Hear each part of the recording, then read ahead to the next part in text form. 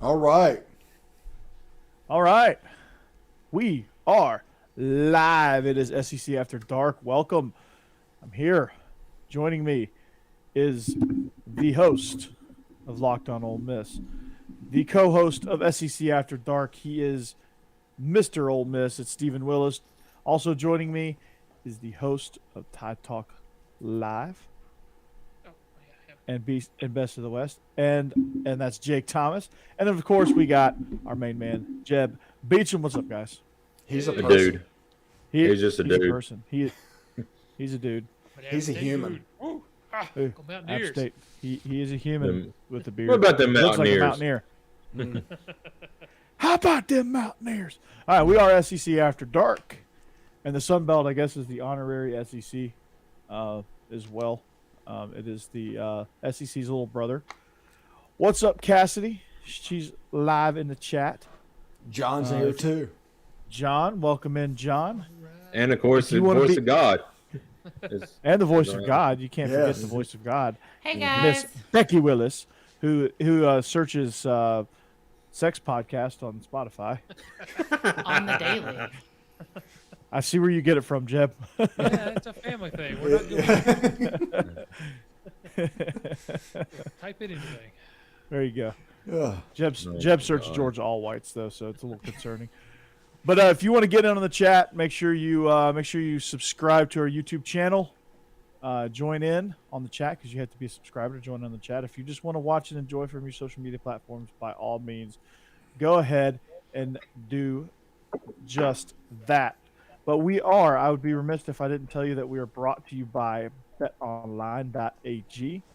It is, as always, the number one source and the fastest and easiest way to wager on all your favorite sports, contests, and events with first-to-market odds and lines. You can find reviews and news for every league, including Major League Baseball. Playoff pictures and playoff races are coming down to the wire, so get your bets in on that. NFL, NBA, NHL, combat sports, esports, golf, MLS, and, of course, college football. So BetOnline continues to be the top online resource for all of your sports information, from live in-game betting, props, and futures. So do this. Head to BetOnline today, or you can use that mobile device to join today to make your first sports bet. Use our promo code Bleav50, that's BLEAV50, to receive your 50% welcome bonus on your first deposit. BetOnline, it's where the game starts. Guys, we have an action-packed show. Before we get started on that action-packed show, I've got something right here, hot off the press from BetOnline, and I figured a good time to break that out would be right after your read. Bust it out. This is the official hot seat list. The next coach to get fired. It's got to be Jeff Collins. Is 2-1. Brian Harsin is the leader. Mm-hmm. He's 3-2. Jeff Collins is second at 7-4, which is less than 2-1. Jeez. Thanks to Mississippi, I know fractions. There you go. Neil Brown is 13-2. Congratulations. Mm-hmm. David Shaw's on this list at 7-1. Do you think Stanford's really going to fire David? Do they care about football that much? David Shaw? I don't know. They're bad though. They're pretty bad. Jeff Scott's 9-1. Jay Novrell at Colorado State is 10-1.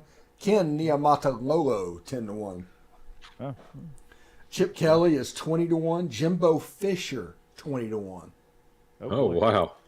Carl Durrell 20-1. Pat Carl Fitzgerald. Durrell's that high? Yeah. I thought Carl Durrell would be like 3-2. Yeah. Pat Fitzgerald's 20-1. Scott Satterfield is 20-1. Steve Sarkisian is 20-1. And Marcus Freeman, after 3 games, is 33-1. Wow. Wow. And these odds are brought to you by BetOnline, as all of our odds on the show is brought to you by BetOnline. Well, Sarkisian is not going to get fired. No. Marcus Freeman's not going to get fired after 3 games. That's just to take people's money.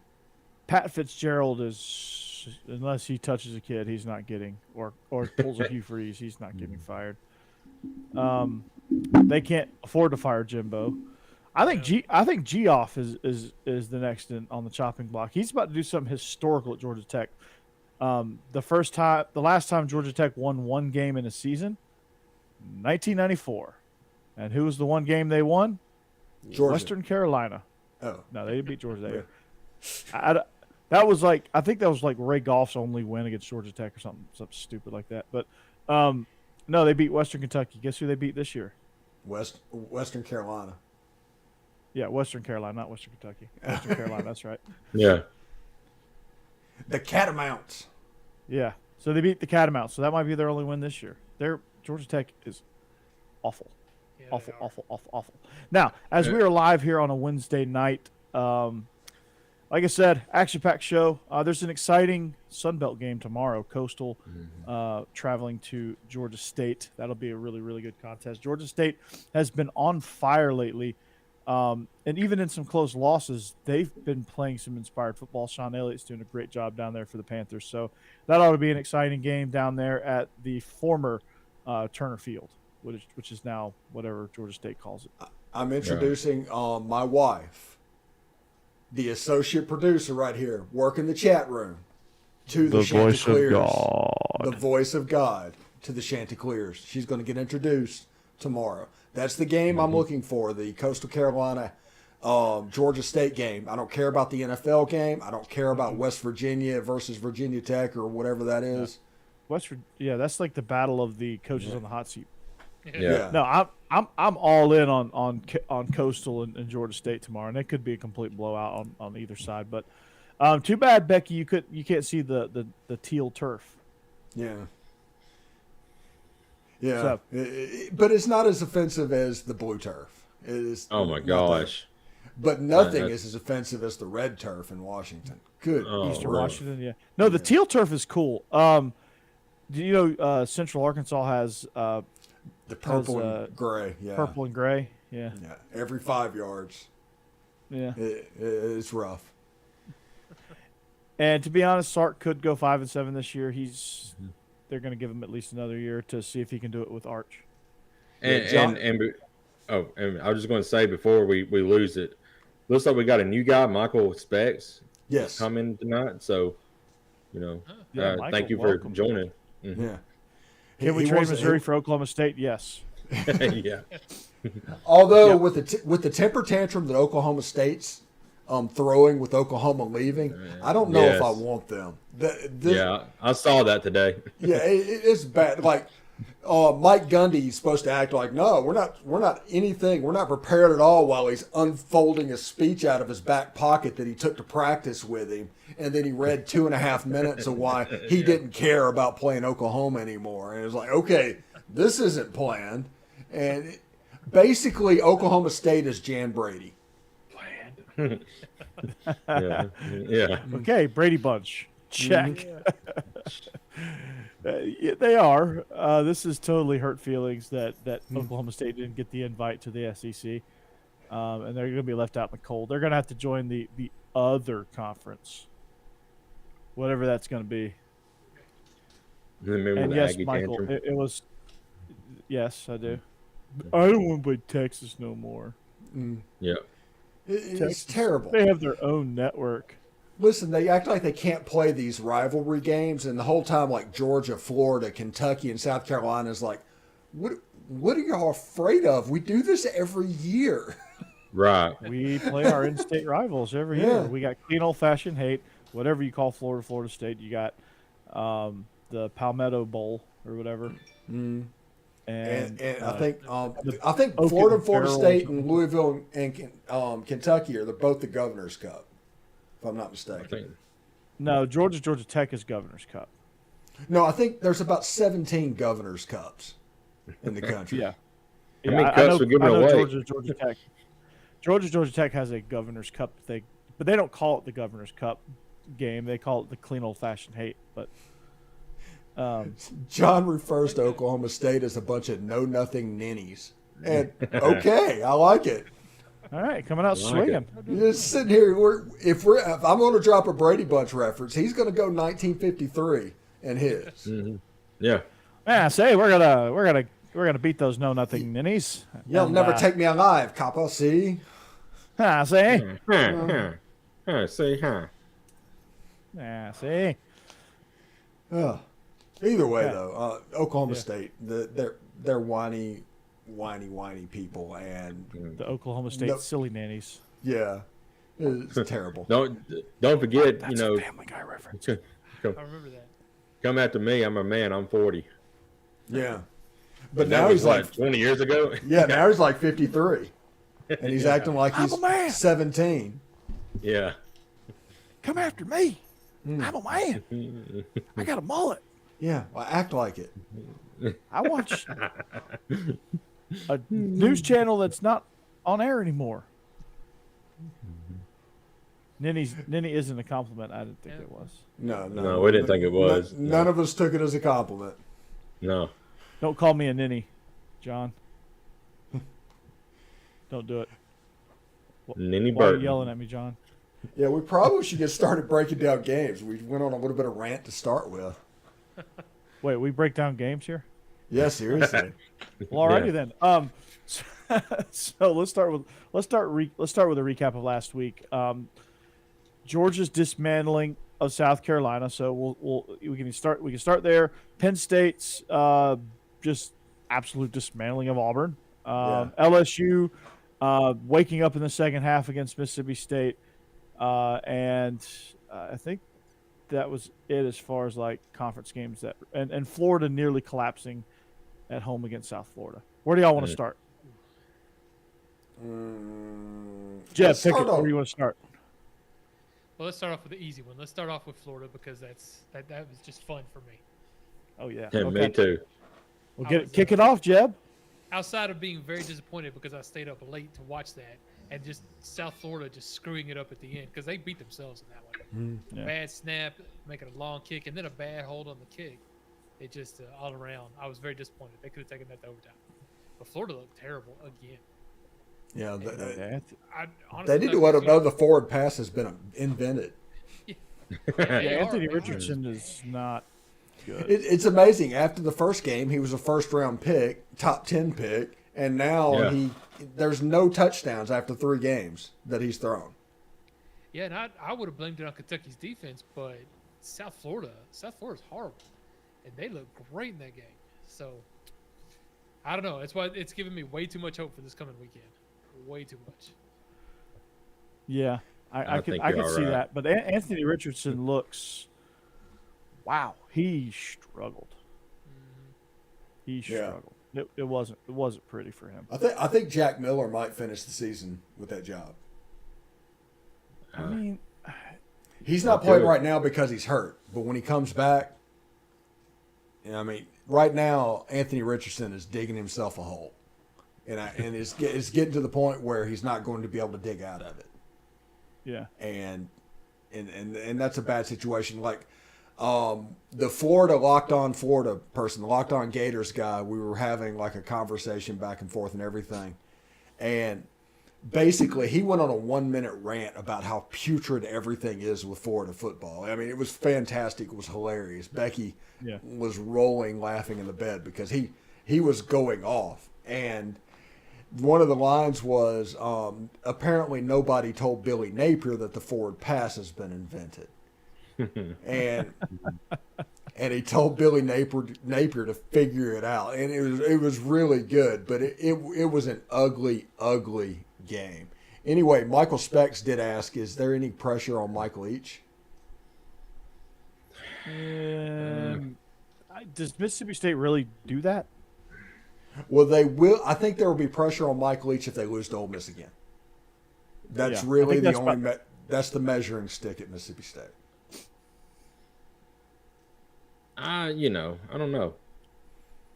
I mean, who like John said, who are they going to get better than Mike Leach at this moment?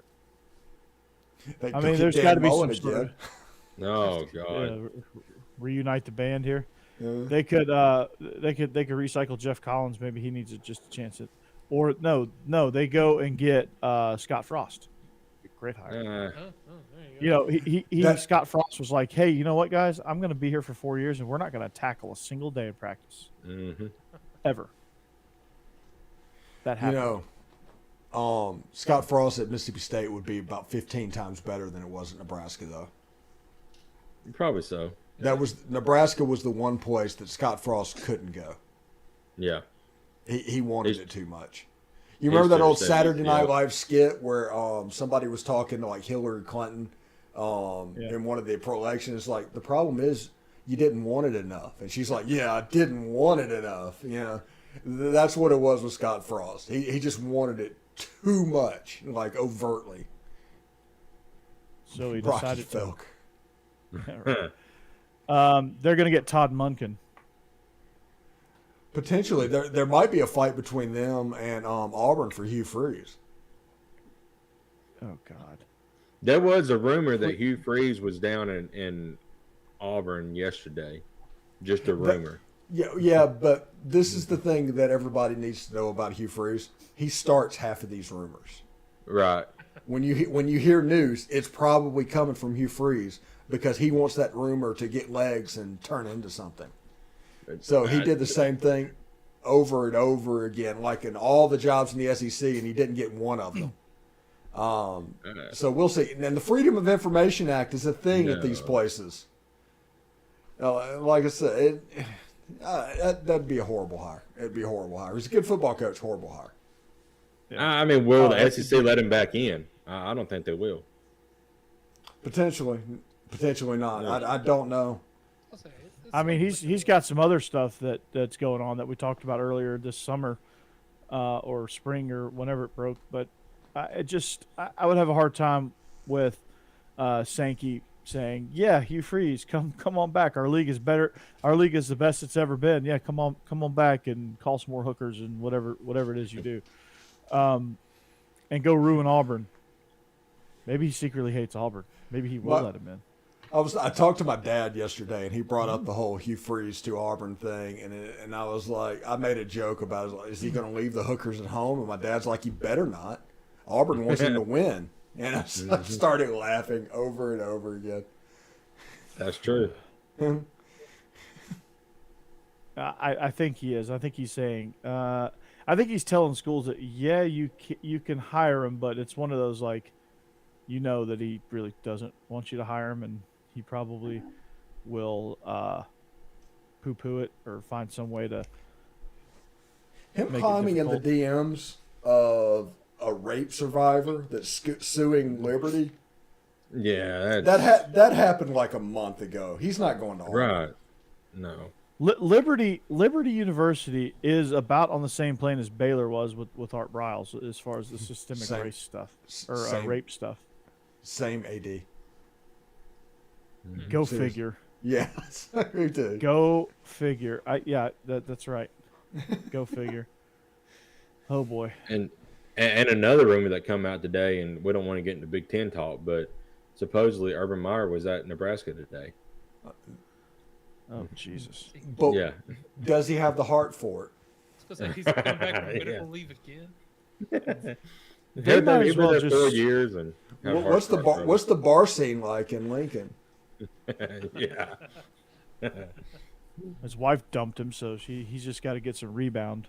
I don't know if I At go to Orgeron? Nebraska, but Yeah. Urban Meyer went to Nebraska to smush. Think about that. Yeah. God. That would be a terrible hire. Oh, it'd be horrible. It'd be horrible. Yeah. Urban just needs to stay on TV. Somebody asked me, what would Nebraska need to do to become a blue blood again? And I was like, move to a different state.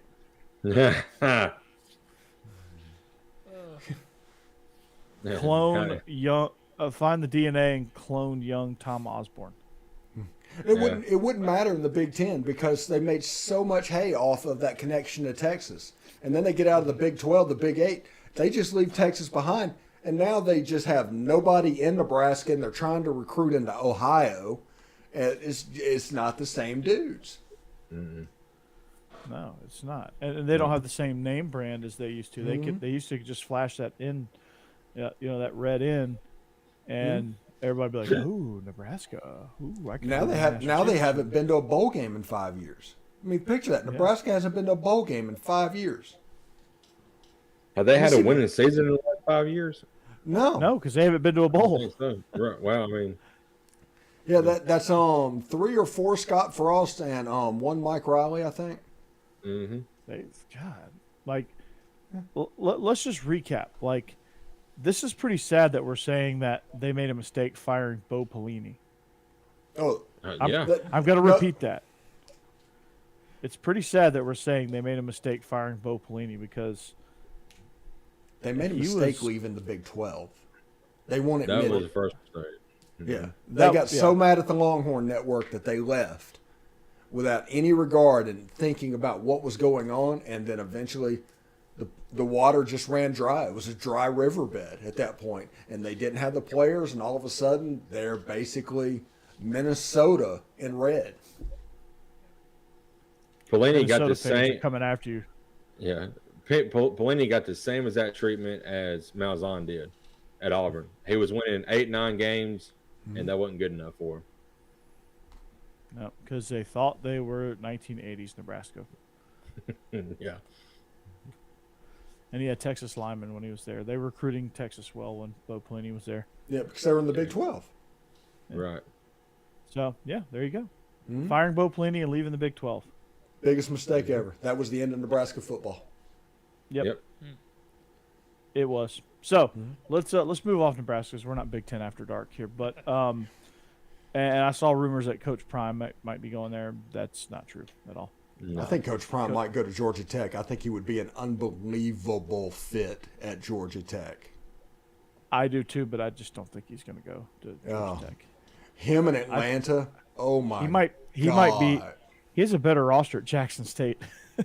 Yeah, He's a better situation at Jackson State. He goes to Georgia Tech, takes that job, hits the transfer portal, and that whole next year the roster's transformed.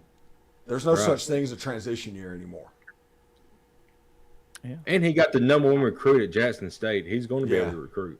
Yeah. I'm sorry, Corey. I know you're like, no, don't do that. I can't do that. I have to hate Prime if he goes to Georgia Tech. I just have to. No, come on. I think it's either Georgia Tech or Auburn. And I told our Locked On Auburn guy to every show, put Lane Kiffin or Deion Sanders in the title. And it doesn't matter. You're going to get clicks if you do that. It doesn't even matter if they're going to take it or not. There's no consequences for being wrong on that. Put them in the title every day. And that's why Lane Kiffin's in every title, folks.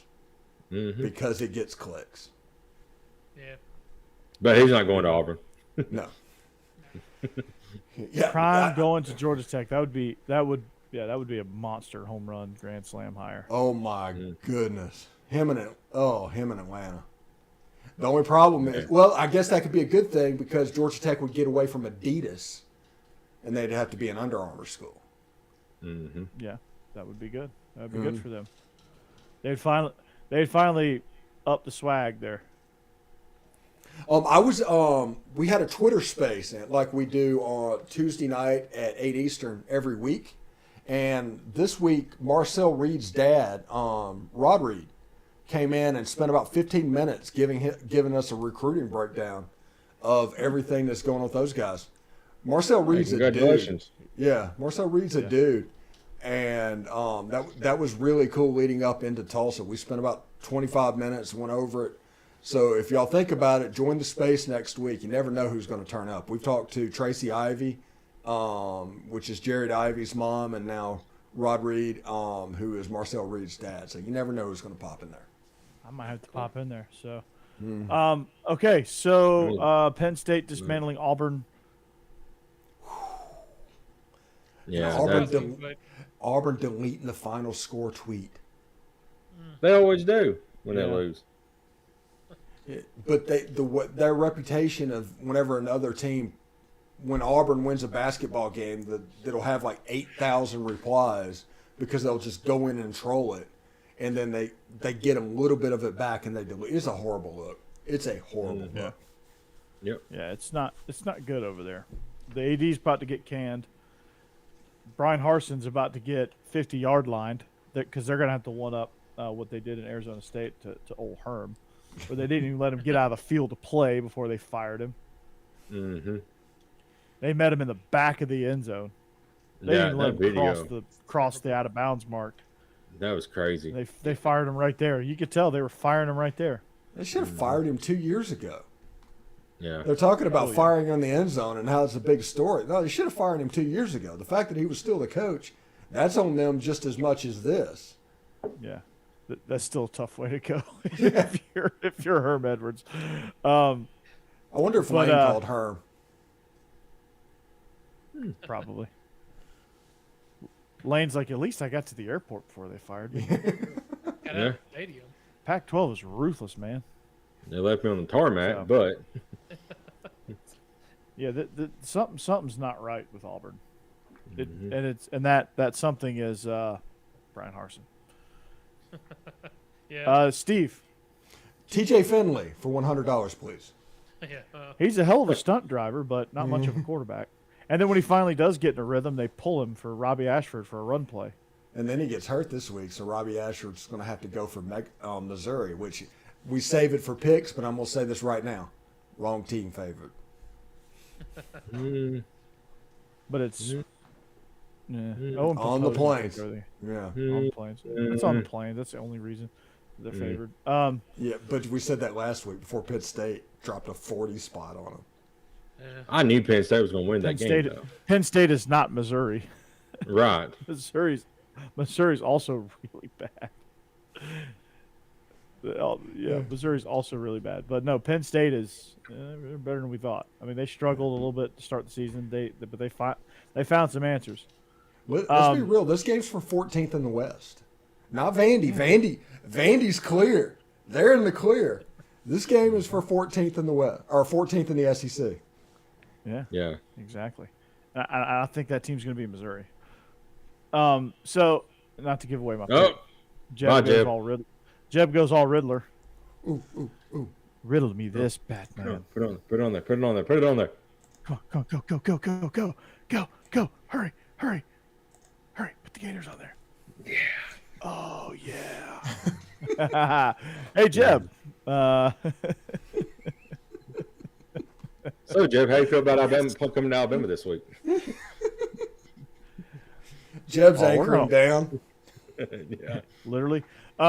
So, speaking of anchoring down, Georgia, South Carolina, just Georgia rolling in. Stetson looked like Stetquavius Vic out there. Putting moves on. I just can't get over this. Yeah, we're all Yes. I thought he was going to throw a gator up there. If they lose this week, he might. No, they have to be over 500 against Vanderbilt for me to not put Vandy on there. Oh. Ouch. Shots fired. That kind of makes me like, let's get into this week so we're not here 2 hours tonight. Right. That's true. Okay, Florida, Tennessee. Now that we're all over Jeb, why?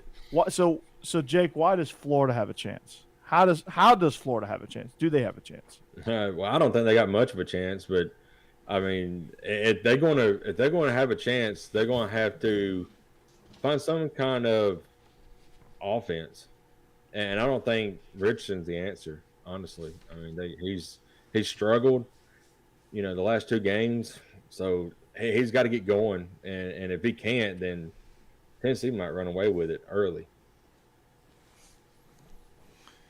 Yeah. Go ahead, Jeb. Tennessee it's just the history. They just have a problem with choking against Florida.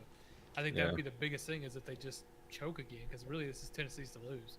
Now their biggest weakness I think is pass defense. So luckily Florida's strength is not passing. So it works out really well. Like this is the perfect setup for Tennessee to have a big game and actually get this monkey off their back of losing to Florida constantly. But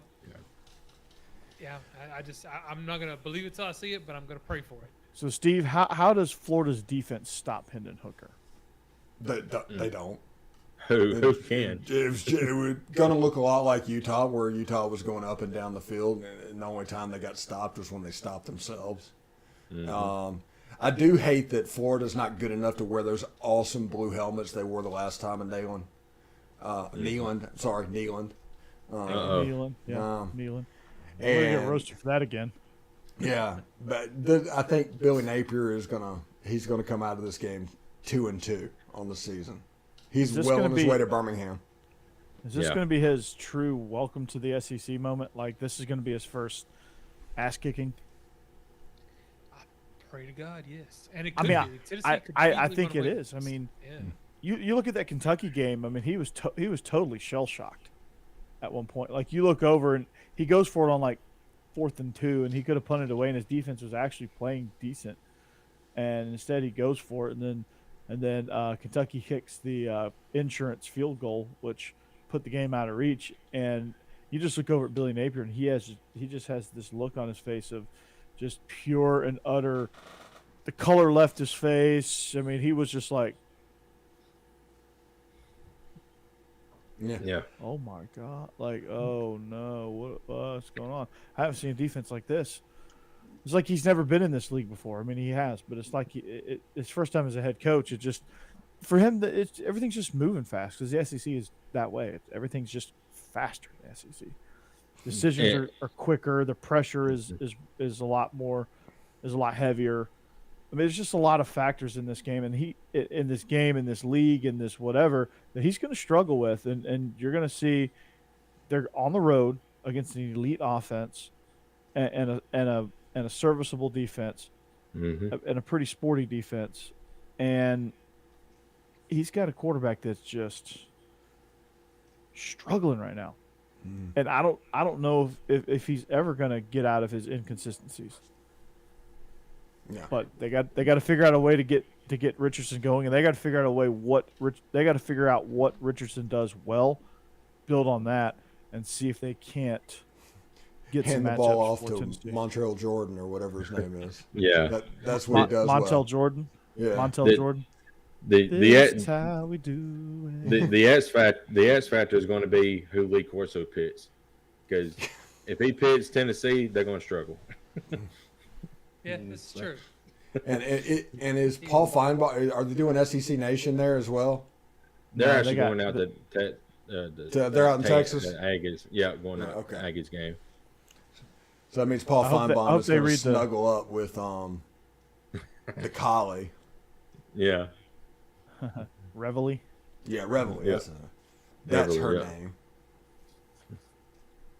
The number one student at Texas. That's such a Texas A&M, just such a weird place. you mean the Colts? Such a weird place. The Yeah. Colts, man. Never drink Kool-Aid if they give it to you. No, Don't drink any. hell anything. no. Yeah. If you told me that Jim Jones was undergrad at Texas A&M, I believe you. Yeah, Yeah, I get it. yeah. I'm doing yell practice. Hold on. Sorry, guys. Oh my gosh. They do their jokes and their insults. They're like they're not even good burns. It They're reminds not. me of Brick from Anchorman. Where did you Yeah. get those suits? At the toilet store? Yeah. I mean, Yeah. it's like I had to Google App State to make sure they were a real program. the mountain men are in the mountains. Oh, I had to make sure they knew how to get here. Did they use a compass? Mm-hmm. We're going to show them on Saturday. Let's go. What kind of damn idiot needs to be told when to yell at a football game? Corey, you having a stroke? Yeah, potentially. By the Just way, yell practice. since we're on A&M, I guess we can move over to that game. Did you know Arkansas is last in Division I FBS in pass defense? Yes. Is that Really? bad? No. 350 yards a game they're giving up. Wow. It's not good. Luckily, Corey's on the dope. Corey's on the dope. Yeah. Well, that's not the 50s. He's moved to the 60s. So we're going to get John. We're going to get him in this decade for sure. By the end of this thing, he will be. Win division 2981. Wow, you're from the future? What's it like in the future? Do they still do yell leaders? Yeah. Look like milkmen. They Still? do, and also navy dress whites, or Yeah. navy whites. I know that because I had to wear them for 5 years. Yeah. Oh God, so weird there. It's just, and I had a cousin that graduated from A&M, What's your heart? and well, I mean, I don't really talk to him all that much, but he, I know what I like, you know. But, I mean, he lives in Jacksonville now. I think he's finally been gone long enough to finally be normal again. 1980. Good. Okay. Yeah. 1985. Oh, that's a good song. Yeah. Bowling You didn't, Pursuit. you didn't think you'd get a Bowling for Soup reference here, did you, John? So. But seriously, I do like A&M in that game, since we're off the rails.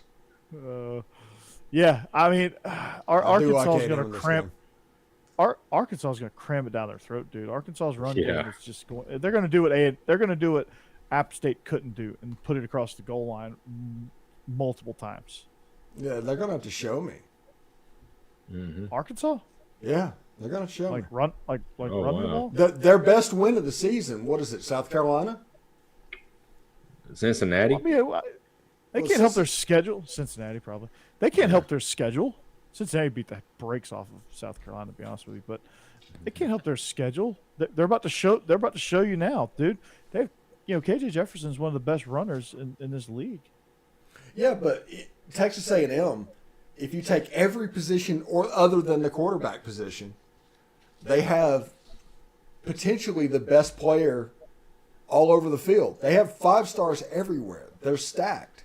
The problem is they don't have it in the quarterback position. And Arkansas's weakness is that pass defense. So Max Johnson might be able to have a pretty good day against that defense. Them losing Jalen Catalon is a bigger deal than any of us are willing to admit. Last year when Catalon went out for a few games, they struggled as well. I mean, he's a good player. He's a game changer. And that defense is not the same when he's out. Yeah. I don't know, man. I think they're going to be I think they'll be turning the jukebox on. I mean, I just think Yeah. A&M's going to struggle stopping them in the run game, and I think they're going to get opportunities. No, off of you're not. that. Yeah. But yeah, no, you're not. But anyway, no, about this game. If it gets over 20 points, can A&M score 20 to win the game? I don't think they can. They haven't done it yet. Yeah. Yeah, I show don't me. know. Mm-hmm. I know they look better against Miami. Miami is a good team. And they did enough to win at the quarterback position, and they fed Devin Achane, who is the best player. He's going to be the best player on the field Saturday. So where does Arkansas rank in rush defense? They're good. Better. Yeah, they're better. Yeah. But they're going to use him in the pass game. Now, the thing that you have to look at in this game is Jimbo going to get out of his own way? No. That's the question. No. Is he he's going to not. do? Yeah. He hasn't done it yet. He's not. Well, he did not. against That's- Alabama last year. Why? One game. That was the Alabama Super beat Bowl. themselves. Why do you think we call them Texas 8-4? Texas This year, 4-8. Texas 4-8. Why do we call them Texas 4-8? In all seriousness, Yeah. what like Because they constantly underachieve. They're supposed to be 10-2, 11-1, and they constantly underachieve. They do. that's the trend. They underachieve. Like Yeah. what has Texas A&M done to make you think that they can stop Arkansas? What makes you think that what makes you think that they're going to all of a sudden sprout some offense against a team that's played well enough to be ranked in the top 10? They didn't do it last year The best win, against Arkansas. Arkansas and Texas A&M, the best win out of either team this season is last week Texas A&M versus Miami. And they didn't do. But A&M got beat do by on offense. App. It's like the worst loss. Yeah. I'm not taking that Yeah. back. Haynes King was an abomination at quarterback. He was He terrible. didn't play defense. Yeah. And App State, to finish that game, just crammed it down their throat. They Right. said, we're going to run the ball, and they crammed it down their Yeah, freaking but a throat. lot of that is because they couldn't get a first down on offense. And by the end of the But- game, that Texas A&M defense was gassed. But Or Steve, do you think also they're going to all of a said sudden get a million first downs this week? right. You also said last I week think- that there's a I there's just a don't reason, see it. I don't there's see a it. there's a reason Max Maybe you Johnson do. wasn't starting this. the beginning of the year. Absolutely. But I watched the game against Miami. He looked serviceable. Nothing great. He's a game manager. He's Greg McElroy. You know, that's the role he's playing there. But if he can do it and do it effectively and keep the chains moving, A&M has a chance to be better than Arkansas. I just don't think serviceable is going to cut it. I don't think serviceable is going to cut it. And Miami looked god awful. Miami choked. Yeah. Miami looked god awful. Cristobal was not ready for an SEC top 10. No, he wasn't. But I was pissing down his leg. Actually, did I take Arkansas in this game? Let me look. Oh no, I took A&M. Okay, I was like, if I that'd be funny if we was arguing and to pick them. I took Arkansas. Yeah. But I am not a believer in Arkansas. There's a lot of people that are excited about what the Hogs are doing, and offensively they're making plays, but they narrowly got past Cincinnati. They beat the brakes off South Carolina, who might be the worst team that they played this far. And yes, I know they played Missouri State last week because Missouri State's a serviceable FCS program. And plus, Petrino was coaching. Missouri State has about 20 transfers. They're not as bad as you think they are. Yeah. They hit the transfer portal really hard. They got some Power 5 guys. And for 58 minutes, they dominated that game. That's the crazy thing about that Missouri State-Arkansas game. For 58 minutes, Missouri State dominated that game. And then there was a punt return for a touchdown, a 3-and-out. Oh, no, there was the long play for a touchdown, the 3-and-out, and the punt return for a touchdown. The game was over. If Sam Pittman's for real, he wins this game. Yes, easily. Absolutely. And I think if he's for real, they win this game. But they need to fix their pass defense because you can't count on the fact that Texas A&M has struggled with Haynes King. Max Johnson's a different animal. They need to get pressure on Max Johnson. Yeah, and they need. And I don't know if they can. That helps a lot. Now, Drew Sanders is balling for Arkansas. Drew Sanders is balling. He leveled some dude the other day. I mean, that dude is balling, and them giving up 350 yards in a drop 8 per game. It's sad. Just picture that they're dropping 8. Those windows are supposed to be small, and other teams are throwing for 350 yards. Maybe the scheme is bad. That defense. Well, it's not the scheme is bad. I think it's the fact that Jalen Catalon is so important, that defense. Well, I mean, if you guys can't run it.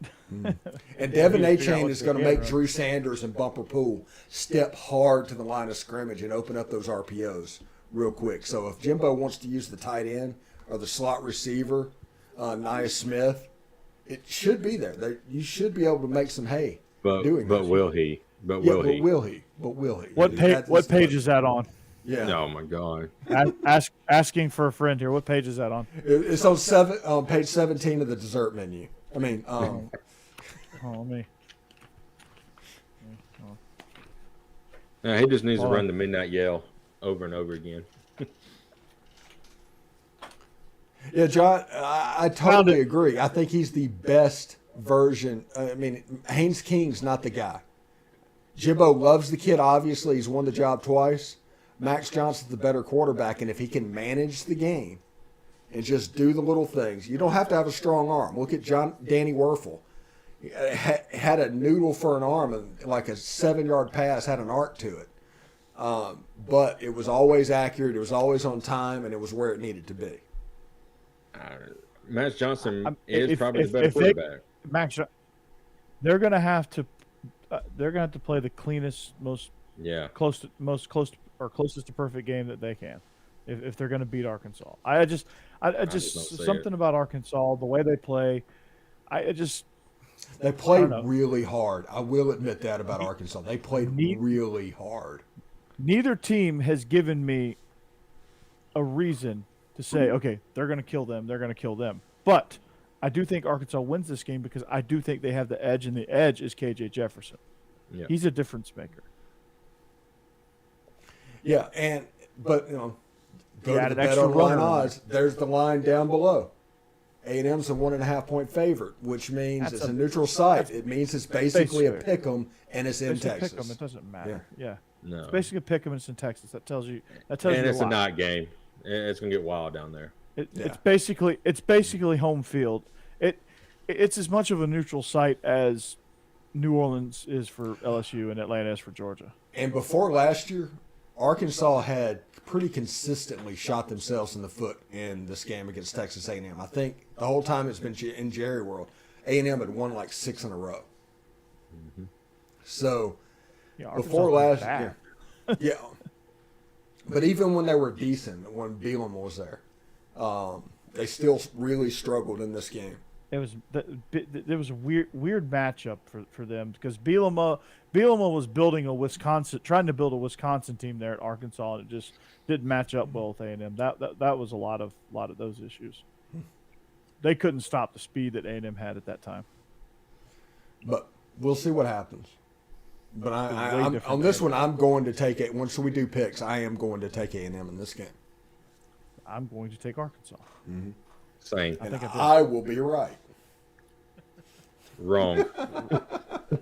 I'm 29-9. I'm in first place, so you may want to go with me. I don't know. I'm 28-10. Enjoy that game. Well, I guess you and me are either gonna be tied or I'm gonna get a 2-game lead on you, Steve. Come on. Yeah, that's right. Hold on. This is our new thumbnail. Just me Yeah, and you. Becky and Jeb's going to move into first place after this Yeah. week.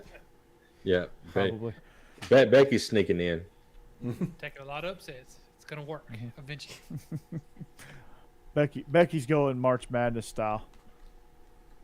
Steve doesn't look tired. Same goes for Jeb. Corey, the only thing that's keeping them together. That's the story of my life this time of year. I mean, I teach tape and and then I bubble coach gum. football. It was 100 degrees today at Yeah, practice. I heard that. It was Kinda hot. brutal. Yeah, Yeah. I'm always duct tape and bubble gum, but Yeah. I'm here. I have energy. I have this energy. I think So it's I'm supposed to good. break. Isn't it supposed to break tomorrow? The heat? Tomorrow and Friday is gonna be Yeah. excellent. Yeah, it's supposed to be 76 tomorrow. Mm-hmm. Okay, I wish so it was it's supposed to 76 all rain? week so we could have a good week of prep. No, I don't think so. Mm, I think it's just weird. a dry cold front, or either that or we're not really getting the rain. Yeah. It's like Yeah, the front's moving through, but I think like the rain is so scattered it's going to miss Nashville. Yeah, I don't think there's a lot of rain in it. It's just a cold front coming through. Yeah. Great. I don't grade papers. I don't give paper assignments. I teach AV production. All my stuff's digital. Cool. I'm responding to a comment there. I think it's John, right? I like Jake. Cool. Cool, bro. That's Cool, rad, bro. Corey. Yeah. It's like that. It's like that meme at the computer. Yeah. Yeah. He turns. He's like, Yeah. yeah. All right. Right. So Missouri Auburn, the battle of 13th and 14th place. Why? Okay, so Steve, why are you on the Missouri bandwagon? Let's just put it that way. What about Missouri has jumped out at you like, oh, they're overwhelming favorites? I'm not sure of his name, but I think it's Luther Borden, the true freshman that they signed, the 5-star kid. Yeah. Kid's pretty electric. He's worth paying attention. Now, it's going to be up to Brady Cook to get him the ball, but he returns punts. He does things everywhere. He could be that playmaker that kind of just makes Auburn quit. Like there's a 75-yard touchdown early in the game. He could flip it. He is a really good player. Missouri needs a quarterback and they need a running back, but they have the wide receiver that's a game maker. Is it kind of like a Jahan Dotson situation that Penn State had last year where they're like a mediocre team, but they just flip it up to Jahan Dotson and that gets him out of jams? He reminds me a little bit of a young Jeremy Macklin. Okay. Yeah. He's the player that you want to watch if you're going to watch that game, other than like Tank Bigsby. Those are probably the two. But this true freshman is legit. Now it's honestly going to be this is going to be the story of whose defense is going to step up more. I mean, Auburn folded like a freaking cheap suit, but early on, dude, they like that first quarter. They were in it. Their defense gave them every chance in the world, and the offense is like, nope, don't want it. That first drive for the offense was really, really good. and then just I went. mean, downhill that's a from there. momentum. They grabbed momentum with that Owen Papo hit. They just couldn't do anything with it. Like Yep. they grabbed the momentum. Like they had momentum. They just it's like one of those things where you get something you don't really know what to do with it, and you just like put it aside and forget about it. That's kind of what they did, and then they just let Penn State kind of hang around. That was their chance to bury Penn State, and they didn't do it. They just don't have the offense to do it. They can't. No, they don't. They can't Yeah. score, but Yeah. they have a defense good enough to prevent the other team from scoring, which in a case like Missouri, who yes they have Luther Borden, but they still struggle to score points against legitimate opponents. Like they put a number up on Abilene Christian, but they go against K-State, and I think they scored 3 points. And Kansas State just lost some sort of embarrassing game this past weekend. Roll wave. Yeah, Tulane. That's right. They just got Tulane. stomped by Tulane. So Well, it was 17 to like, 14, but yeah, I hear you. I mean, For them, though. the way they play, that's a stomping. Yeah. Tulane's like Tulane- 3-0, and with Southern Miss coming to town this week, they have a chance to be 4-0. The Like, mustard break up the buzzards. wave. Yeah, the mustard buzzards in town. Jeb's the first yeah. time he talked in like 20 minutes. Hey, y'all got it covered, man. I'm just listening. I'm enjoying this. Oh yeah, you're just a Dude. dude on here. That's right. Jeb, Yeah. Jeb, I've been on some rants here. They got me fired up. So, what know, like Steve does with the Arkansas A&M pick. Good lord. God Almighty, Steve got me fired up on that. Jeb, well, like this Missouri team. I mean, how do they give themselves a chance to win here? No, How do they actually, do it? I was being quiet because I don't have much to add to this. Because you're right. I mean, as far as these teams are concerned, Auburn is just if they find some way to move the ball, I think they'll win this game. But I'm not really expecting them to. I Can think they stop Missouri- Tank Bixby though? Like that? Like No, if I'm no. Harsin, I go simple and go, hey, I got Tank Bixby. Stop him because he's been Right. criminally underused so far. I was gonna say, do you think he's gonna do that though? That's the question. Probably not because he's stupid, but Yeah. that's why he's the odds-on favorite to be the next coach fired. But Yeah. 3-2 odds from Bet Online. Yeah. nice That's my plug. problem. Send as us bad our as check. Missouri is, Oh. At least Missouri tries to play to their strengths. Doesn't work very well. And most of the time. maybe that's the difference. I don't know, but I just think Auburn's at home. They play pretty good. They got a pretty good, talented front seven on defense that can go a long way in a matchup where you got two struggling offenses and you just need some sort of spark. They're going to have to get creative and find wins, kind of like what Iowa does. And here's another spark. It's their homecoming this week, so Oh. there's gonna be a lecture down there. So Yellowwood. yeah, it's Yeah. homecoming. But one of the strengths of this Missouri team, they're averaging 202 yards on the ground so far, and they're only giving up roughly around 118 to opposing opponents. So if they can hold Bigsby and Hunter potentially, and what's funny is Robbie Ashford is second in rushing yards for Auburn. That's not really good to have a quarterback that's second on the team. So, Yeah. but he's probably going to be starting. So there you go. Yeah, and there's also, I think, a true freshman is going to potentially be the backup. What happened to Zach Calzade? Transferred over and just fell off a cliff. I think he's the fourth Yeah. string in Auburn. I think so. Because, Yeah. and he was the starter at A&M. Go Yeah. figure. Yeah. He was the starter. And Has a win over Alabama on his resume. True. Sorry, Jake. is that kind of like Alabama? Is that kind of like Alabama losing in basketball to Georgia as our only conference win last year? Yeah. That's pretty embarrassing. And Witness protection program. That's good. I think Robbie Ashford might be the better quarterback, honestly. I think the better If they quarterback stick is that him in true for- freshman. I think if they stick him in for more than one play at a time, I think he could get something going. I don't know, like it's this Auburn. Auburn is just a weird program like that where they're like dead and buried, and all of a sudden they go on a winning streak. They got it but tough in the next couple of weeks. Except Neither for their that one offense- year with with what's his name that's given up points by the bunches in Chiswick, yeah, Oh, 2012. Chiswick, North Carolina. Yeah. I think his defense is averaging 60 points a game. Appy put 60. Missed two 2-point conversions that had a chance to win that against Carolina. They gave up like 38 to Georgia State or something like that. They've been giving up ridiculous numbers. Like it's They truly gave up. defense. They gave up 27 to Fort A&M. That's right, they did. Huh? Yeah.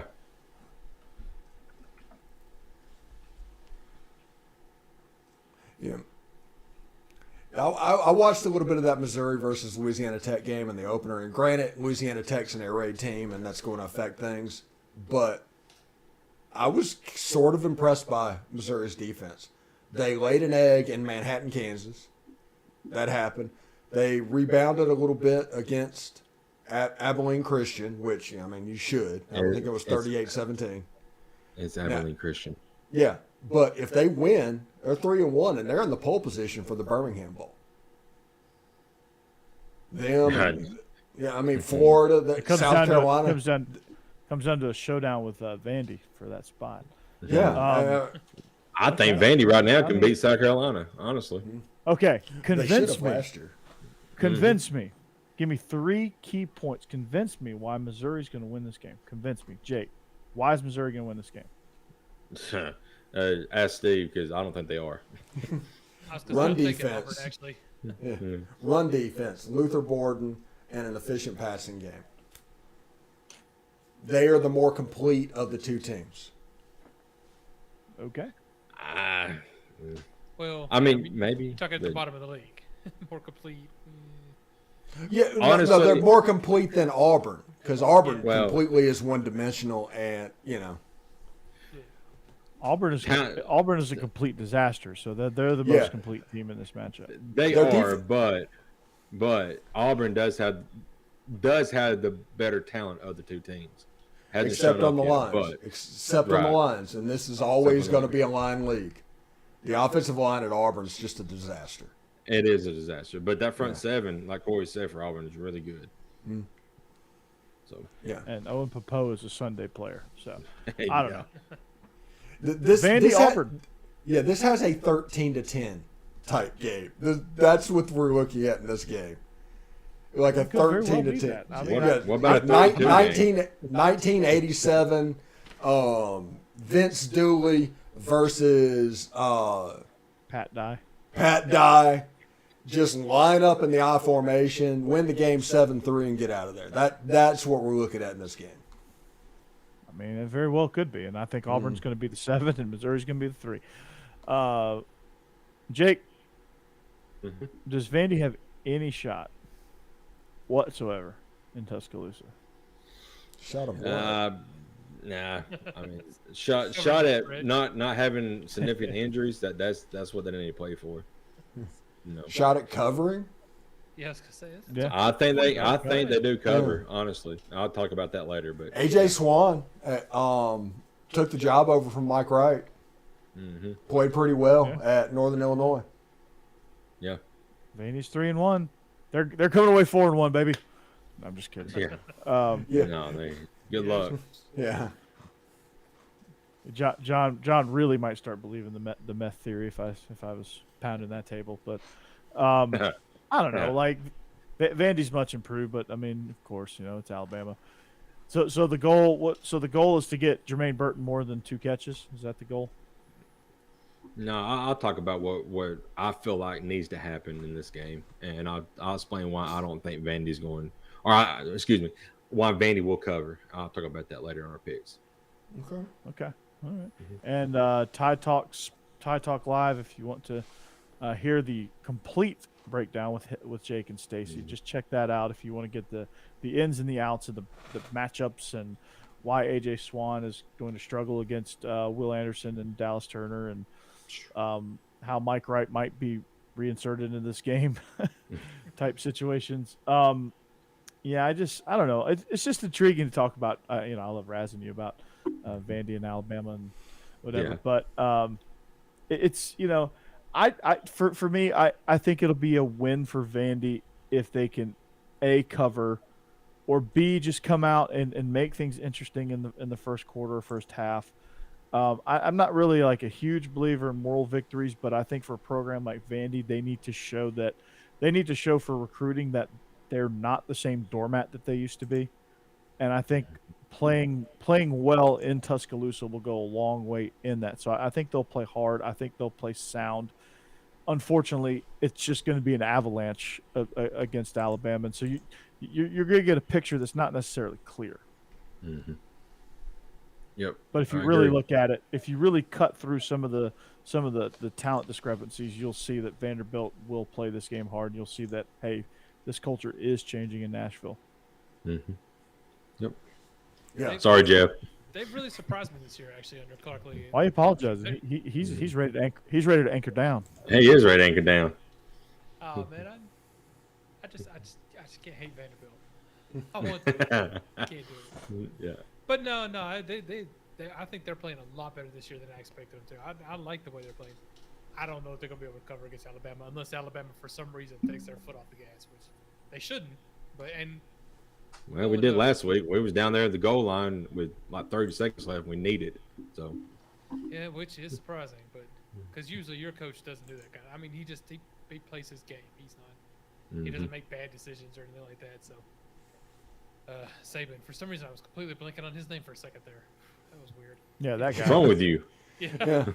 I don't know what happened there. Speaking of which, before we get into picks, my favorite thing in the world, and I laugh all the time, is the Aflac commercial with the goat in it. It's like, is that a goat? Yes. Deion says, Yeah. "You talking about me?" And I was like, oh, every time I laugh at that. Every time. You talking about me? Yeah. Talking about me? Prime. Now, just imagine. God, I can't imagine him wearing a Georgia Tech hat. Yeah, that's the thing. Yeah. Boy, Steven's got you all screwed up tonight, Corey. I know. Got me all fired up. Yeah. He poked, man. He poked the bear. He poked the bear. Poked the bear. So, let's get into our picks. It is our pick Picks. segment. As a reminder, we are SEC After Dark. Joining me is the host of Locked On Ole Miss, Stephen Willis, the host of Tide Talk Live, Jake Thomas, and that dude, Jeb Beecham. And I'm Corey Burton, host of Bleav In Georgia Dawgs. I'm also guest spotting on Illegal Motion, and then all of us join forces right here at SEC After Dark. So, this week, we're going to start with the voice of God. Oh, we're going to start with the voice of God this week? We're going to start with the voice of God, and then I will roll call it from there. So, our first matchup is Nick Saban's alma mater. I don't know if he's going to make it back for homecoming or not. But no. Georgia rolls. They roll into Athens 45-point underdogs. Can they cover that, Becky? Kent State rolls in to Athens as favorites. Yes. I was gonna say I'm pretty sure Georgia's not the underdogs, but this is gonna be my week to redeem myself. I'm gonna hop into first place. And to do that, I had to really dig deep, and I looked to the head coaches to help me make these decisions. So Kent State has Sean Lewis, pretty hot, with a baseball cap and a beard. It's a good look. I approve. But without the cap and without the beard, he looks like that dude that's your tax attorney that's going to take the extra minute to make sure you really understand why you're making the decisions that you're making. And I like that. He's going to take care of you. He's also going to take care and cover the spread with Georgia. So I'm taking Kent State. Nice. Becky, if you want to get another glimpse of Coach Lewis, he was on Bleav In Badgers back in the summer. So I will check it out. Does he have a baseball cap and a beard? Probably. I can't remember what he was wearing. Probably more memorable for you. But yeah, so that's why I said at the top of this thing that Kent State was rolling into Athens as 45-point underdogs. So also, if you're in the chat, make your picks, please. Yes, make your picks. We will. We do like that. I'm taking Georgia here to cover. Just for no other reason than I think it'll just be a 55-3 type game where they get Brock Vandagriff in for some significant snaps. I just want to see the offense rolling and a chance to get Carson Beck some meaningful minutes in the first half and get Stetson in and out and be done with it. if you want the full breakdown, which is not much, but go to Bleav In Dawgs YouTube channel and subscribe and check out the content we have rolling there on this Kent State matchup. So, Steve. This is one of those games you just, until Georgia doesn't cover, you don't do anything about it. We need to get Captain Commodore back up. Jeb is picking Georgia. Yeah. Captain Commodore is picking Georgia. Jake, where are you at? Yeah. I was kind of iffy at first on this because, I mean, a couple weeks ago, you guys played Stanford and only gave up 33 points and only scored 33 points. That was a Chris Hatcher. He didn't want to embarrass him type thing. I know. They but easily covered that thing. Yeah, I don't even think there's a line in that game, honestly, if I remember correctly. But I think Georgia covers and covers easily. Yeah, this one I don't think he has the same sympathy for. And Sean Lewis gave him some rat poison too. So yeah. Yeah. Sorry, Becky. Now, yeah. All right, Jeb. All right. I just want to point out I was back for a while there. You left that picture up on purpose. I know it.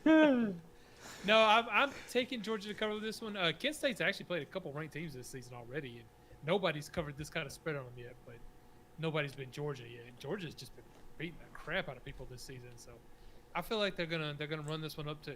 So I'm taking Georgia to cover.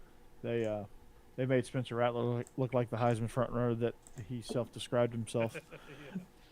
All right, Becky. Missouri travels to the Plains. Auburn is 7-point favorites. What do you got? Okay, so Missouri. Elijah Drinkwitz, right? Mm-hmm.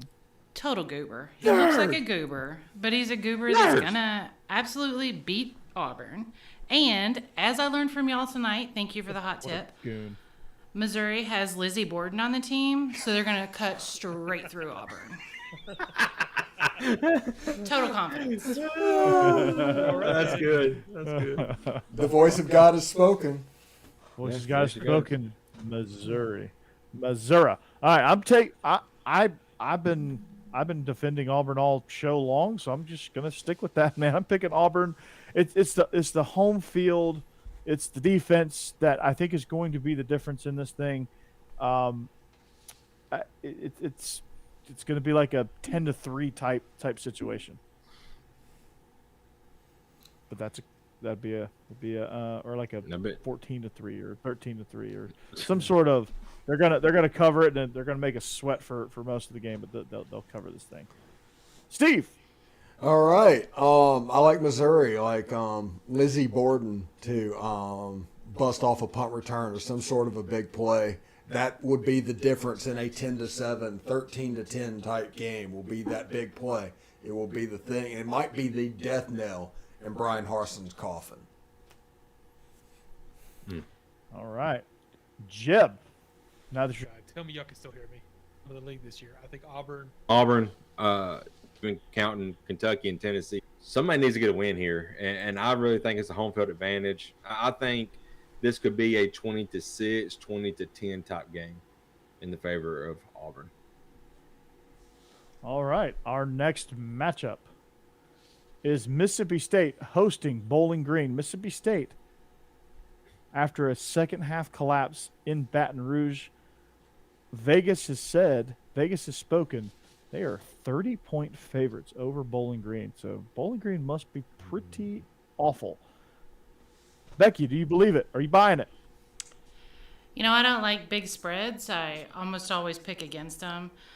But Scott LaFleur, however you say this dude's name, 100% peaked in high school. You know this dude drinks too much. And like Al Bundy, like annoys his waiters with his glory day stories. He doesn't have it. It's not happening. Definitely going Mississippi State. Well, we should all change our picks now. If you're not picking Mississippi State, I am on the bandwagon. I just think they're going to be a pissed off team. I think Mike Leach I think that might be the wake up call that they needed. That collapse and all those missed opportunities in Baton Rouge. They're at home. Bowling Green's not going to be able to handle those cowbells. It's going to be like a 38-0, 42-6 type game for Mississippi State. So I think Mississippi State gets the cover and the win. I think it'll end up being someplace like a 42-14, something like that, a 35-7, something that doesn't quite get to 30 points. That's the reason I'm taking Bowling Green to cover this line. But he peaked in high school. So. He peaked in absolute high school. He scored 4 touchdowns for Polk High. He did. He absolutely did. Jeb? She makes a compelling argument, but I was kind of following the same thought process as Steve here. Just looking at Bowling Green, because I don't know that much about them. I mean, their last couple games, one went into 7 overtimes, looks like, and they took Marshall into overtime last week. I see them as a team that just plays hard, and I feel like they're going to do their best to keep it at least close enough to cover in this game. All righty. Jake? Not so fast, my friends. Ooh. Oh, no. Oh. I like Mississippi State here. Bowling Green's going to win outright. Yeah, I don't think they're gonna have a second half collapse like they did last week. And that first half, they was giving all LSU trouble, and then just fell apart the second half. So I really think Mississippi State's a really good team. Will Rogers is a great quarterback, so I think he's going to get it done here, and they cover. All right. Mm-hmm. All right. Florida travels to UT. Florida is 10.5-point road dogs in Knoxville, Tennessee, running through the T. It's football time in Tennessee. Becky, is Tennessee in this matchup, which has been a nightmare of matchups for this program, can they win and cover this 10.5-point spread? They absolutely can. So Billy Napier, right? He just shapeshifts between like this attractive dude and the one I don't want standing behind me at the gas station. So the volunteers are going to volunteer to be walking people to their cars. Mm-hmm. Yeah, no, it's all Tennessee. The guy standing behind you. Yeah, no, I'm taking Tennessee because Hendon Hooker is going to have a freaking field day on this defense. They're not going to be able to stop this offense. It's going to be a blitzkrieg. It's going to be fast, and they're going to score 28 points before they even realize it. And every time I think of this Tennessee offense, I think of it's seared in my memory the Kentucky game where Kentucky had 42 minutes of time of possession to Tennessee's 13. I don't know if that math adds up, but the seconds, I guess, make it even. But Tennessee had something like 13 and some change time of possession, and they scored, and they won 42-14. That's how quickly they can score. And that's how quickly I think they're going to score. And Florida's going to blink. It's going to be the second quarter. They're going to be down like 24-3. Mm. And it's just going to be ugly. Yeah. Same thing. Yeah. Take away the forward pass, and I just don't know if Florida has the horses to be able to even keep up. They can't even do what Kentucky did in a loss last year and ended up losing that game in that one you just described. They can't run the ball that effectively. I think Florida is going to be fine. They're real similar to Brian Kelly. It's just not going to be this year. Right. And they're going to be good. Don't get me wrong. We're not saying Billy Napier is going to be a failure and he's going to be fired immediately and all that good stuff. I think he's certainly on the right trajectory. Dan Mullen just left that cupboard so bare. Jeb? Yeah, no, I agree. It looks like Cedric Tillman's going to be fine. Jalen Hyatt's come on this year. It looks great. I think this offense, Jabari Small should be back too, which is nice. This offense is just firing on all cylinders. There is no reason they should not cover this spread. I'm a little worried about that curse hitting us, but I think this year, I think we finally get that. We get past that. I don't know if it's finally because, like you said, Florida's going to be good, but this year we get past it. Mm-hmm. Yeah. Jake? I think Tennessee covers easily. I just don't think Florida's got it at quarterback this year, and it's kind of funny because everybody was screaming for AR last year, and looks like Florida was better offensively with Emory Jones than they are with Anthony Richardson right now. So I just think Tennessee scores and scores often. Mm-hmm. Very good. All right. Becky, Tulsa, the Golden Hurricanes, who your husband Steve has so eloquently described in his morning walk what a Golden Hurricane actually is. So if you want to listen to that, listen to Locked On Ole Miss.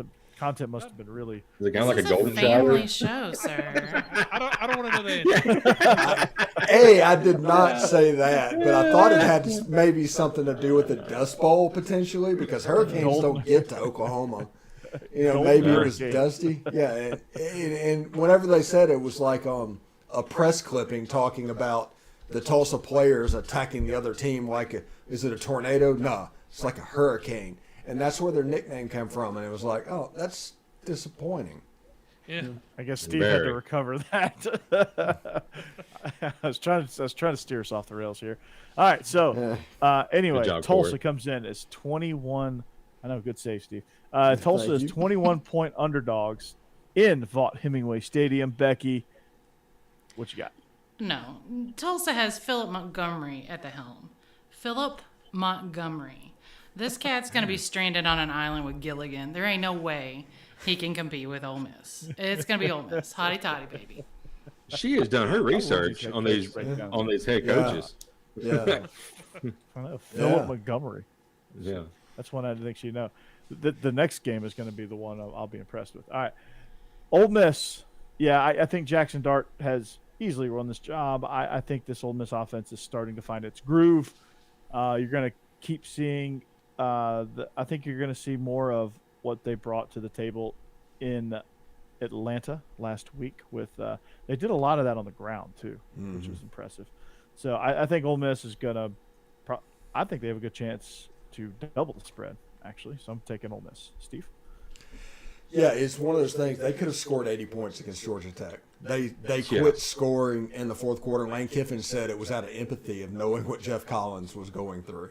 He just didn't want to pour it on him. And they absolutely could. Zach Evans and Quinshon Judkins, those are dudes. Those are absolute dudes. I think there's a chance Tulsa's offense is good enough to where Ole Miss's 8-game streak of giving up less than 21 points is in jeopardy, but Ole Miss is second in the country in scoring defense right now at 4.3 points a game. It's bizarre. Ole Miss hasn't necessarily played anybody, but even before when they hadn't played anybody, they didn't put up numbers like this. So I do think they're going to cover fairly easily. And if it looks like it did against Georgia Tech, if Ole Miss plays like they did against Georgia Tech, nobody's beating Ole Miss this year. Right. Jeb? Yeah, I can argue with that. I'd already taken Ole Miss to cover before even hearing some of that. Tulsa to me seems like a pretty good team for their division, but Ole Miss is just playing so well right now. I don't see how Tulsa's going to keep it close. Jake? Yeah, I got Ole Miss, and their defense is much improved. Going off of what Steven said, they haven't played nobody, but they're putting up video game numbers right now, and on the defensive side and offensively, they're getting rolling as well. So I got Ole Miss, and I got them easy. All righty. Our next matchup, Vanderbilt put a damper on Northern Illinois' bid to win the SEC. So that's a little bummer for the Huskies there from Decatur, Illinois. But Northern comes in to Lexington. They are the Kentucky Wildcats are favored by 26.5. They had that big, I guess you could call it an upset over Florida earlier in the season. Becky, what you got? Guys, Thomas Hammock. Are you kidding me? He's so stinking cute. I want to be held by him. I want to hug him. I love him. He is going to keep Northern Illinois safe. He's not going to allow them to be beat by 26.5 points. That's not happening. They're not going to win, but he's going to protect their dignity, and they're going to cover. All right. You're on a short leash, Now I'm Steve. impressed. Yeah, seriously. I thought it was just Ed Reed, but apparently it's everybody. Yeah. Thomas Hammock gives the best hugs. You just know he does. Is it the Apparently it's name? every head coach in the MAC. Look him up. He's wonderful. Who knew that Becky was a Maction person? I thought she Right. was. I had her pegged for Loves Max fun. action. Yeah. Yeah, I know. She loves the Maction. First with Sean Lewis, now with this guy. No, I think Kentucky's gonna beat the brakes off of them. Honestly, I think it's gonna be a 4-touchdown affair. I think it's barely a cover because I don't know if Kentucky's that explosive, but you're gonna wonder You're like, I'm going to be sitting there in the fourth quarter going, why did I pick Kentucky? And they're going to score a touchdown and go, okay, that's why. I think their defense is going to get one. I think they're going to get one on special teams with Barry and Brown, the pride of the Pearl Cone Firebirds. And I think the Wildcats will win and get the cover. Steve? Same thing. Wildcats win, cover. Northern Illinois got beat by 10 at home by Vanderbilt last week. And I think Kentucky is better than Vanderbilt. So did Hawaii. Mm-hmm. Sure. So did Hawaii. Jeb? And this one I ended up taking Northern Illinois to cover. I think I'm giving them props for playing 2 SEC teams in a row. That's just impressive. Not many smaller teams in these conferences would do that. I feel like Kentucky's going to end up playing a little bit down to their competition. They're going to win. They're going to win pretty easily, but I don't think they're going to just run the numbers up on them. And so I think that spread is just a little too big for me. Jake? Nah, I think Kentucky covers. I think it's going to be like a 34, 35-point game at the end of it. All righty. Well, the next matchup was a fairly heated debate on earlier in the show. I think we know where most of us stand here. But, we kind of let that one out, didn't we? Yeah, I kind of let that cat out of that bag there. But A&M hosts Arkansas in Arlington and Jerry World. They are 1.5-point favorites on a neutral site. So, Becky, we haven't heard from you yet on this matchup. No, this is not a fun one. I'm just going to say stupid Jimbo Fisher and his stupid name are going to manage to outsmart Arkansas, which I guess is a major accomplishment. So, yay, A&M. Yay. Okay, so I think Sam Pittman's bringing liquor to the party. You remember that press conference where he said, yeah, we don't know what they're going to bring to the party. Some people bring sweet tea, some people bring liquor. I think they're going to bring the liquor and they're going to have some fun. I for the reasons I said earlier, I think KJ Jefferson is a difference maker. I think this defense gets some things figured out, and I think they do just enough to stop them, and that's all they have to do is just enough to get that. They can win by 1 point, and they cover, and they win. And here we are. I think Arkansas is the better team, though. Give me the Razorbacks. Woo pig suey. I think Arkansas is going to bring a salad tray to the party, complete with carrot sticks and maybe a side of ranch dressing, because they're definitely not going to be the filling team in this matchup, because I'm going to sit with some Texas barbecue. If you want something to have in a situation where the party and it tastes really good, and it's exactly what you want is filling. Max Johnson is able to get it done against a putrid pass defense. Texas A&M's defense does just enough against KJ Jefferson, although DJ Durkin's the defensive coordinator, and he gave up 51 points last year to Arkansas, but we won't even think about that for a second. I'm going to say Texas A&M. What you didn't realize, Steve, is that they're actually bringing Judge Bean's Texas barbecue. So, Judge Beans. Judge Beans. All right, Jeb. I think they bring Sam's Cola. Get it? Because Walmart's in Arkansas. It doesn't matter. No, and it's Sam Pittman. Mm-hmm. Get the double That's whammy right. there. That's a good one, Sam's Jeb. That's perfect. Yeah. That's no. I honestly, I still think Arkansas is the better team in this. I know A&M has a lot of talent, but like I said, they're missing a quarterback, which is probably the most important position. And I'm just not a believer right now in what they're doing this year at all. They haven't done anything even against Miami last week. I know that was a good game, but they still haven't done enough to convince me that they're gonna coach a good game yet. So I'm going with Arkansas, who I like. Jake. Becky, I know you and Steve share a house together, but you can think on your own. You ain't got to pick everything he does. But you're your own, But anyway, yeah. I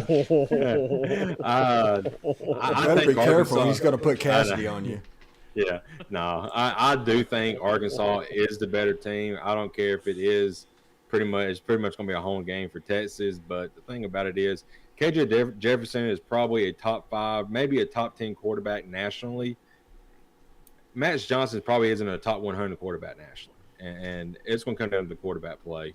And KJ Jefferson is going to go off, and I think, I just don't think A&M can score 20, and they're going to have to score 20 in this game. I feel like. So After hearing y'all talk, I'm actually looking forward to this game now.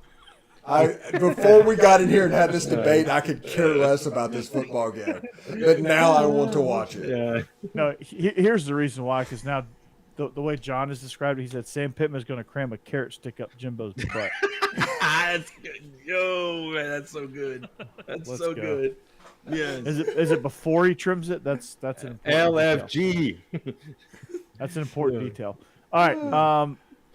So Becky, Charlotte, coached by well, I'm going to let you reveal that. They roll into Columbia. They're going to listen to Sandstorm, and Vegas said that the threat of Sandstorm and it may still be hot, and they're just coming off a huge loss. They still think that South Carolina's 22.5-point favorites over the Charlotte 49ers. Becky, what you got?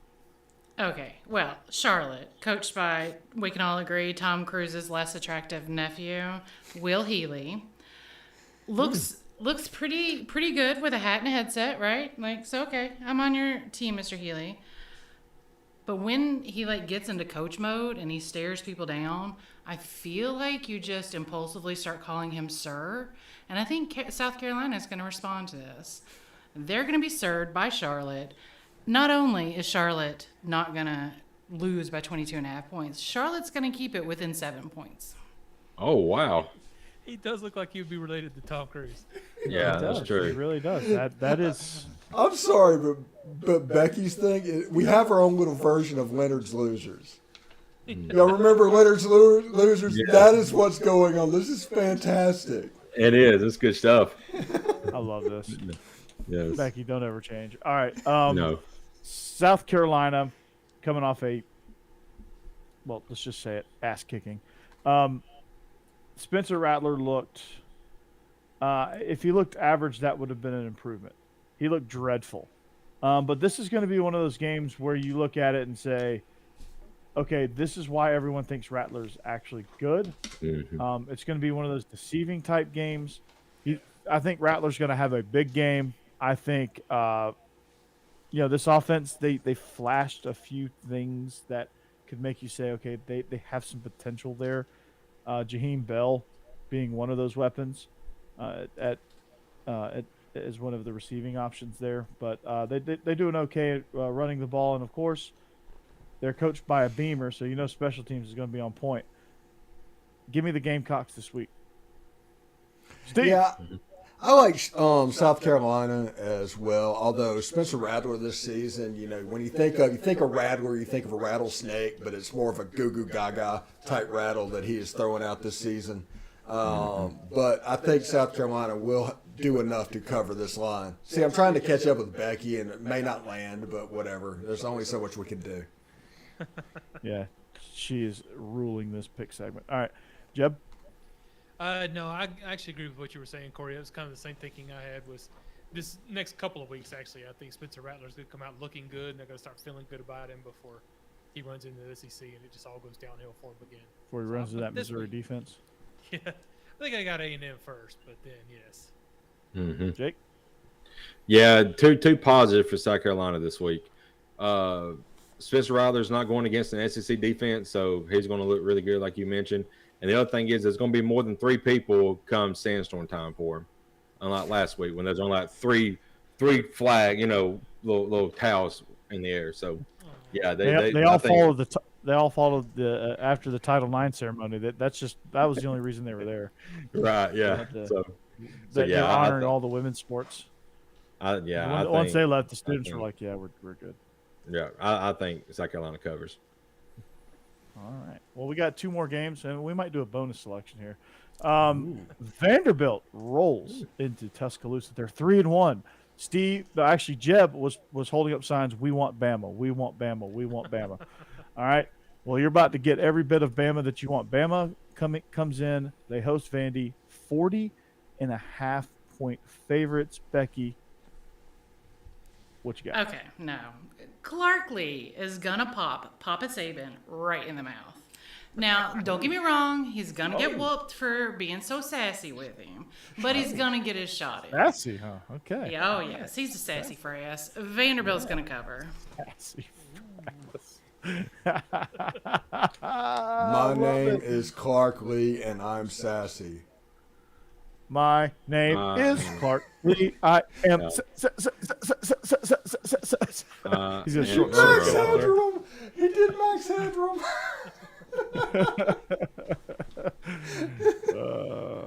He's got a short circuit out there. All right, so they got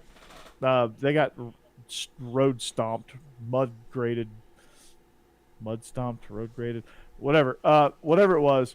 Wake Forest came in and just completely pulled their pants down, gave them a wedgie, and gave them a swirly all at the same time.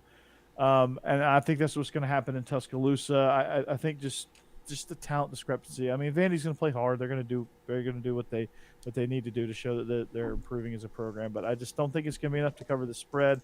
I think Bama, Nick Saban, and this offense they need something to get them going, and I think this is the game. Steve?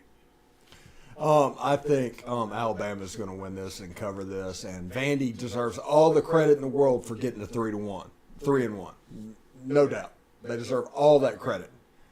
Just rank them for 1 week. Yeah, this game, they're going to take their L, and they're going to try and find the games against Missouri and next year they play Auburn, so maybe they can get that one as well. South Carolina. Those are the games that they're going to have to make their bank on. 3-1, they got to win 3 SEC games to get bowl eligible. That's not going to happen this year, but this has been a successful season already for Clark Lee. But Bama's going to roll. It might be 56-7. Yeah, they already hit the over. Jeb. Yeah, no, I agree. I think Clark Lee has done a good job this season so far. He's going to be fine, but.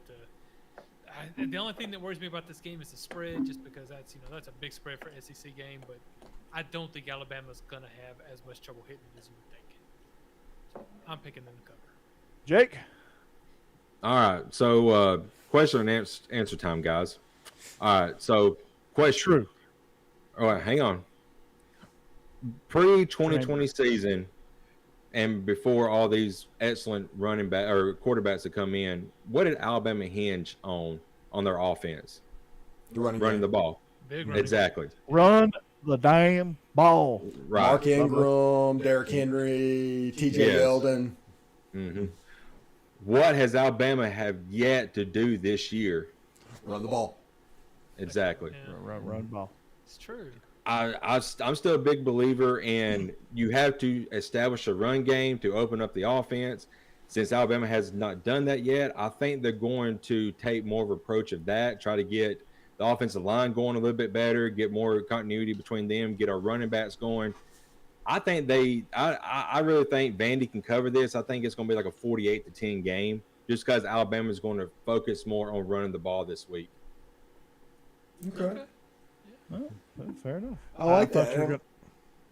And joyless murder ball. That was Alabama football for a decade, and it's right now it's not dead. It's not there. Yeah. Yeah. Jameer Gibbs is not that dude. No. But Not Jason that guy, McClellan pal. and Roydell Williams. Roydell Williams had 12 guys on him last week and got out of it, made a touchdown. I don't know how he did it, but I mean, he could be that guy. Well, yeah, but we've got to get the running game established, and we have yet to do it. So I think Louisiana Monroe, who's a banana peel away from being Hillwood. Oh, yeah. By the way, before we get to the next game, next week, Mighty Ducks Game Changers. Oh wow. Oh. Back season 2. Quack. Oh man. Quack. Oh, Quack. man, I'm so excited. Yeah. I need to get on House of the Dragons too. Yeah, me too. I'm going to wait and just bench the whole season. Is it good, Joe? Yeah, I'm enjoying it so far. At this point, Steve, I'm with you on that. Yeah. I saw Top Gun Maverick. It was good, by the way. Oh, okay, there you go. I need to watch that one too. All right, John. Here you go. Last and certain. Well, we got one more bonus pick. Let's be honest. All right, New Mexico rolls into Baton Rouge, 31.5-point favorites. I know I said Mississippi State collapsed in the second half. Mississippi State should have been up 28-0 in that game based on the first half. They had opportunity after opportunity after opportunity where LSU couldn't get going. LSU woke up on a special teams play and absolutely, and all the credit to LSU and Brian Kelly, they absolutely dominated the second half and completely earned that victory. And Mississippi State did help them along the way. But that's football. That's going to happen. So credit to LSU for taking advantage of it, because LSU did the same for Mississippi State in the first half, and Mississippi State did not take advantage of it. So John's really nervous right now. yes. Yeah. Becky. I'm sure. Okay, you are right. LSU did look much, much better. But when you look at Danny Gonzalez, who's the head coach of the University of New Mexico, right? Tell me you can't picture this man meeting you 5 minutes before the auto shop opens so that he can be beside you and make sure that they're not going to be taking advantage of you. He just has that look. He is a protector. He is not going to allow LSU to embarrass New Mexico. Not going to happen. New Mexico's going to cover. They're not going to win, but they're going to cover. Okay. All right. Well, Okay. yeah. Yeah, I think LSU's going to cover. This is a get well game for the Bayou Bengals. Yeah. I'm taking LSU. Yeah, it's the Lobos versus the Tigers, the Dogs versus the Cats. I normally always go for the Dogs in this situation because I'm not a cat person, but in this case, I'm taking LSU because Dogs who Mexico. love cats and twins. What's up, Jed? And twins. Yeah, I don't know. New Mexico. What is going on? I know. A commercial before you were old enough to hear it. Okay. Before you're old enough, definitely old enough to drink. They did a scary movie too. It was pretty funny. Anyway, It's Steve's favorite beer. Yeah. Coors Light. Did you hear about the Coors Light truck wrecking and threw Coors Light all over the interstate? They had to shut it down because it was covered with Coors Light cans down here in Florida. Yeah. Steve just lifted the table 6 inches. All right. Go ahead, Jeb. No, actually, I kind of like New Mexico. They're kind of a scrappy little team. They play well. They score some points. Their defense isn't great, but they've been really good at taking the ball away. I think they do just enough to stay within this range here, maybe losing by about 23, 24 points. They're still going to lose, but I like the way they're playing. I'm going to give them the benefit of the doubt and say New Mexico covers this week.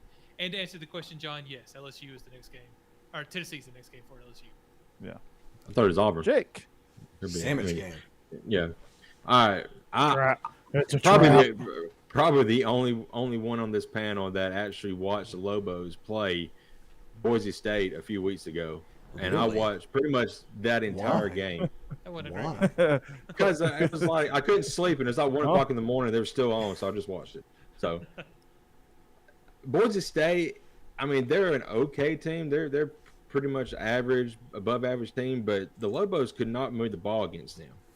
And I think LSU is a lot better than Boise State. I think they cover easily. Jake, are you going to get a Bleav in Lobos podcast going here? No. I watched that game. I mean, I watched the entirety It of should it. be I like could not like sleep. Locked On Lobos. That's what he needs Yeah. to be. He needs to be the Locked On Lobos show. Oh. You Hey, gonna Jake, duel again, Steve? Yeah. Jake, you're right. It is Auburn. This is the next team for LSU. Tennessee Okay. will bye next week. So Yeah. LSU's the next team for Tennessee to play. Hey, I know my teams. I Yeah. know when Auburn plays, but I'm just kidding. Auburn's my team, man. Yeah, well, I knew Tennessee's Whoa, schedule, but I forgot baby. about that bye week. So. Yeah. Oh, I'm and just- full disclosure, we're doing the picks and everything. Ole Miss needs Texas A&M to win this game because if they win this game, they're probably going to have game day next week. By the way, That's true. Yeah, that's true. That's true. So there's the motivation right there. Steve's just willing it to happen. All right. speaking last of pick. existence, Our last pick is honorary SEC members, members of the Fun Belt Conference. This game, as we record live on a Wednesday night, this game happens tomorrow ooh, in former Turner Field. Georgia State, 2-point underdogs as they host Coastal. Becky, can Coastal pull it off? No. Sean Elliott is gonna come back and he's gonna try to save a little bit of face here, and I'm just giving it to Georgia State. Okay. All right. I'm taking Coastal. I'm a big believer in Grayson McCall as a quarterback, and I'm just I'm on the train, so I'm taking Coastal here. I picked them to win the Fun Belt, and so I've really kind of got to stick with it. So there you go. Yeah, Coastal Carolina, the Chanticleers. The only place a Chanticleer is mentioned is in the Canterbury Tales. And they took their nickname from the Canterbury Tales. Go with Coastal Carolina. Well, I have Canterbury Tales reference. Check. no idea. I haven't really paid as much attention to the Sun Belt as y'all have apparently, but I should have because I do see the. Well, they're beating everybody, dude. Yeah, they're having so much fun down there. They're better than the ACC. They're winning over the ACC And the They're beating SEC. ACC team. Old Dominion, App State, Coastal, Which has Georgia been State the most making exciting some team. noise. Yeah, Although Coastal is pretty close to being Georgia most Southern- exciting team, so. Georgia Southern ending Scott Frost's tenure at Nebraska. Yeah, but in their defense, Shall they I probably keep going? worked hard for it. Brick by brick. Yeah. A frost is closely related to a freeze, just saying.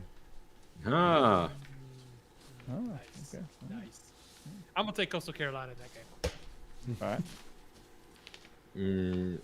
yeah. I don't know anything about either one of these teams.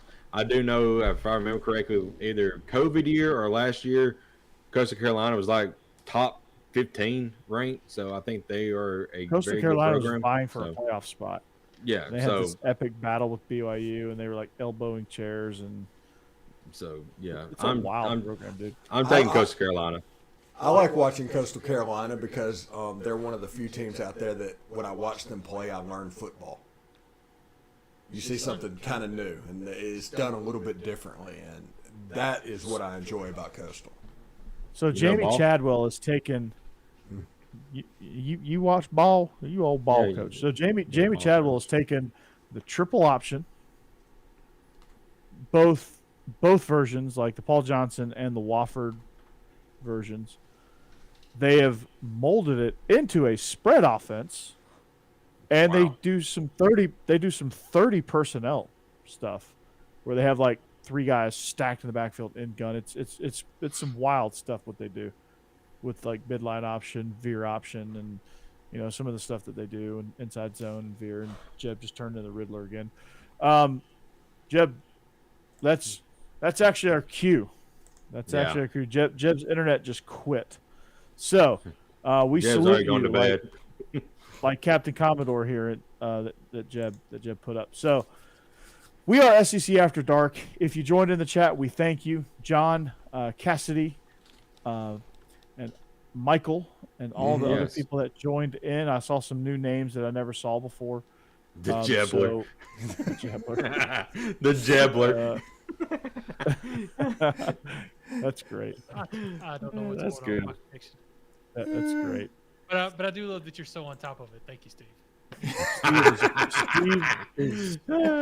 Steve is on his game tonight. I wish I could have been this on top of it with Corey. If we'd have done that, he'd have been buzzed like at least 2 shows by now. I know. I know, Yeah. like 2 full shows. So anyway, we are SEC After Dark. We hope you enjoyed this show. We hope if you decide to put money on the games that we pick, we hope that you win copious amounts of dollars. I'll give you my Venmo so you can give me my cut. But for Steven, Willis, Jeb Beecham, and Jake Thomas, I'm Corey Burton.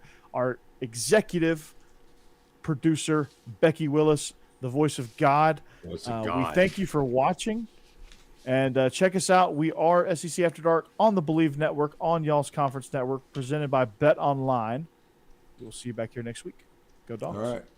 Take care, people in chat. Hotty toddy. Good night, Dolly. Goodbye, chat. Goodbye, Jebbler. Jolene.